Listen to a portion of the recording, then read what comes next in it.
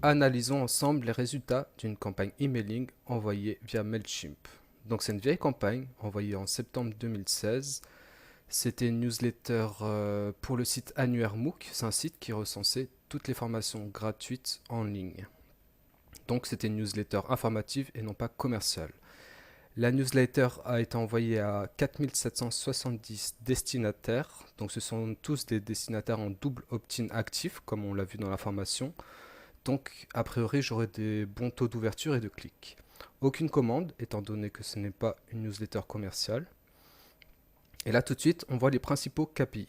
Donc, le taux d'ouverture, cette campagne a eu un taux d'ouverture de 26,8%. C'est inférieur à ma moyenne, qui était de 47,8%, et de la moyenne du secteur, à savoir donc l'éducation, qui est de 50% sur cette période. Donc, a priori, j'ai fait quelque chose qui n'allait pas sur le taux d'ouverture. Concernant le taux de clic, il est de 12,5%, inférieur à mon taux de clic moyen, mais supérieur au taux de clic de la moyenne du secteur.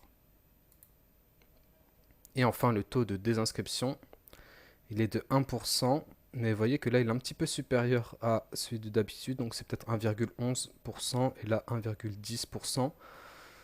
Donc là, pareil, il y a eu un petit problème, étant donné que j'ai un taux de désinscription supérieur à ma moyenne. Il faut qu'il soit le plus bas possible, mais il a été bien inférieur, 4 fois inférieur à le taux de la moyenne du secteur. Ensuite, je vois qu'il y a eu 1275 ouvertures, 594 clics, 7 bounce et 7 désinscriptions. Donc 7 désinscriptions, c'est beaucoup, hein. Là, il y a eu un problème. Il faudra que je regarde le pourquoi du comment. Donc, le taux de délivrabilité est de 99,9%. Total d'ouverture 3089. Donc là, c'est les ouvertures totales. Là, c'est les ouvertures uniques. Il y a une seule personne qui a envoyé et parmi celles qui a transféré, il y a eu 2 ouvertures parmi les transferts de la newsletter. Taux de clic par ouverture. Donc ça, c'est le taux de clic effectif de 46,6%, c'est très bien. Total de clics, 1800 clics. Ensuite, on voit la performance sur 24 heures. Donc, on voit que c'est dès le début, hein. C'est dans les 3 premières heures qu'on a la majorité des clics. Après, ça diminue, ça remonte un petit peu et puis ça revient un petit peu le lendemain. Mais vraiment, c'est dans les premières heures que tout se joue. Quels sont les liens les plus cliqués? Donc, on voit que c'est la page Facebook d'Annuaire MOOC, le compte Twitter d'Annuaire MOOC, puis après des MOOC desquels je faisais la promotion. Donc en l'occurrence un MOOC de Télébotanica, un MOOC de l'ESCA et un MOOC en gestion de projet de développement. Et enfin, là je vois les pays où il y a eu le plus d'ouverture.